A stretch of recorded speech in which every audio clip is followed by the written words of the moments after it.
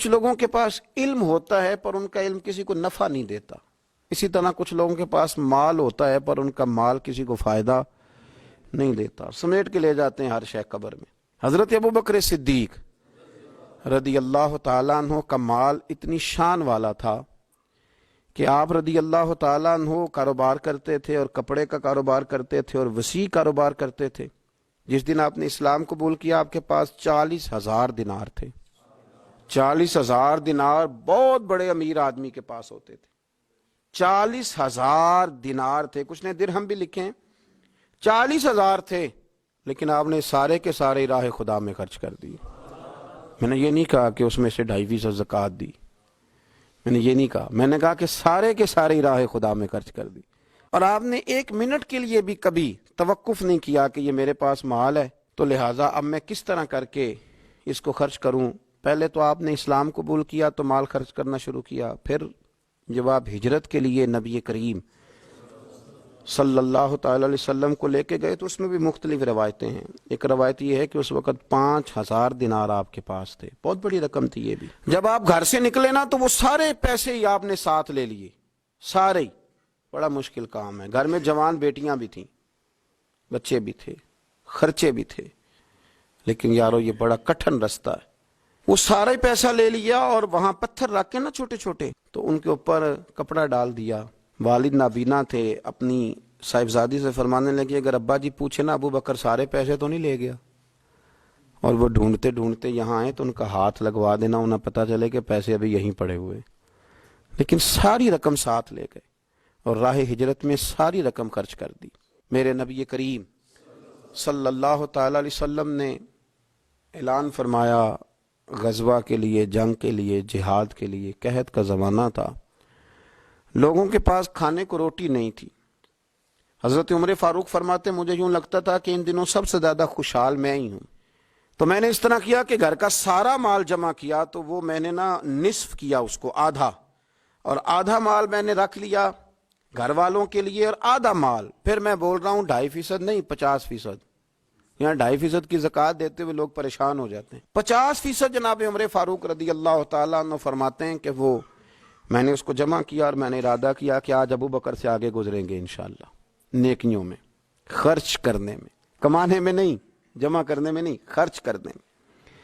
فرماتے ہیں جب وہ میں مال لے کے نبی کریم کی بارگاہ میں گیا تو میں بڑا مطمئن تھا کہ آج میں آگے گزر ہی جاؤں گا، لیکن جب میں نے نظر اٹھائی تو میرا رنگ بدل گیا، میرے پیچھے پیچھے ابو بکر صدیق بھی آئے اور فرماتے ہیں میں نے اس مرد درویش کا رنگ بدلا ہوا دیکھا، سر کی ٹوپی بھی اتار لی، پیروں کے جوتے بھی اتار دیے، وجود کے کپڑے بھی اتار کے بوریے کا لباس پہن لیے، اور گھر سے سوئی دھاگا بھی اٹھا لائے۔ کہتے ہیں مال رکھا، حضور نے مجھ سے پوچھا عمر کیا لائے ہو؟ میں نے کہا حضور آدھا لے آیا ہوں آدھا چھوڑ آیا ہوں۔ نبی کریم بڑے خوش ہوئے، مجھ سے پوچھا تھا کیا لائے ہو، بات پہ غور کرنا، اور ابو بکر صدیق سے پوچھا ابو بکر گھر میں کیا چھوڑ کے آئے ہو؟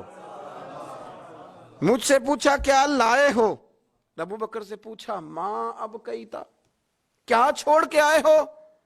جناب صدیق اکبر نے نظر جھکائی، قربان جاؤں جواب پہ بھی، یہ نہیں کہا حضور کچھ نہیں چھوڑ کے، یار یہ بھی تو بندہ کہ سونے سارے لے آیا ہوں، کیوں چھوڑنا تھا، آپ نے حکم کیا تھا چھوڑ، یہ نہیں کہا کہ یا رسول اللہ میں سارا لے آؤں، کیا جواب دیا؟ ماں اب کئی لہم اللہ و رسول، یا رسول اللہ صلی اللہ علیہ وسلم آپ نے پوچھا کیا چھوڑ کے آئے ہوں؟ میں گھر میں اللہ چھوڑ آیا ہوں، اللہ کا نبی چھوڑ آیا ہوں، میرا کو گھر خالی ہے، وہاں اللہ کا ذکر ہوتا ہے، وہاں رسول اللہ کی نعت ہوتی ہے، حضور گھر میں اللہ رسول کا نام چھوڑ کے بھرا ہوا گھر چھوڑ کے آیا ہوں۔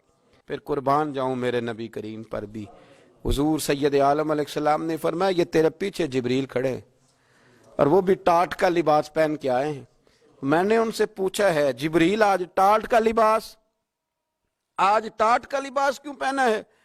تو عرض کی یا رسول اللہ آج نا ابو بکر صدیق نے ٹاٹ کا لباس پہنا ہے تو رب کو اتنا پسند آیا ہے کہ اس نے کہا فرشتوں نوری کپڑے اتارو سارے، یہ روپ دھارو نا جو میرے یار کے یار نے دھارا ہے، یہ والا تینوں لب دیں آپ گواچے، سانو اپنی خبر نہ کوئی، ساتھوں پارے نہیں ککھ گلیاں، سانو تے آخ دے لوگ شدائی، ہاں سانو آخ دے لوگ شدائی، کیونکہ اسا ننگ نموس دا ساڑ کے چولا، گل پہنے ہیں تاج گدائی، سجنا اپنا آپ گوایا ہے تاں یار نے چاتی پائی. سارا ہی رکھ دیا، سارا ہی. اور ایک جملہ امام سیوطی نے لکھا ہے جس پر وجد کرنے کو دل کرتا ہے. میں صحیح کہہ رہا ہوں، وجد کرنے کو دل کرتا ہے. امام سیوطی فرماتے ہیں کہ نبی پاک صلی اللہ تعالی علیہ وآلہ وسلم نے کہا کہ ابو بکر میرا رب فرماتا ہے کہ تو سارا ہی لے آیا ہے اور ٹاٹ کا لباس تو نے پہن لیا ہے، تو رب فرماتا ہے کہ ابو بکر سے پوچھئے کہ ابو بکر اس حال میں اپنے رب سے راضی ہے کہ نہیں، اس حال میں راضی ہے کہ نہیں. تو صدیق اکبر کی تو چیخ نکل گئی، عرض کی یا رسول اللہ میں کہاں اور میرا رب کہاں، میرا اللہ میری رضا پوچھتا ہے. یا رسول اللہ میں اللہ سے بھی راضی ہوں، رسول سے بھی راضی ہوں، دین اسلام سے بھی راضی. حضور میں بڑا ہی راضی. اور میں نے یہاں ایک عجیب بات پڑھی، حضرت ابی بن کعب نے ایک دفعہ کہا تھا یا رسول اللہ میں نے سارا مال دینا ہے. فرمایا نہیں بھائی، چوتھا حصہ دے، 3 حصے رکھ لے. حضرت ابو لبابہ نے بھی کہا تھا حضور سارا مال پیش کرنا ہے. فرمایا نہ، تیرے بچے پیچھے فاقہ مرے، میں نہیں سارا قبول کرتا چاہے دین کے، چوتھا حصہ دے. ان سے کہا سارا نہیں قبول کرنا، یہ سارا لائے تو ان کا قبول کر لیا. اور پھر لفظ ہیں بڑے خوبصورت حدیث پاک میں، نبی کریم علیہ السلام نے فرمایا، یہ ابن ماجہ کی روایت ہے، فرمایا مجھے کسی کے مال نے اتنا نفع نہیں دیا، کسے باشد. اللہ اکبر. فرمایا کسی کے مال نے اتنا نفع نہیں دیا جتنا ابو بکر صدیق کے مال نے نفع دیا. گویا حضور فرماتے ہیں کہ یہ لے کے بھی آتا ہے اور اس کا مال ہے بھی بڑا برکت والا. جب آتا ہے تو پھر مزیدار بھی بڑا ہے، پھر اس میں نفع بھی بڑا ہے، پھر وہ کہیں خرچ کرتے ہیں تو اس پہ عطا بھی بڑی.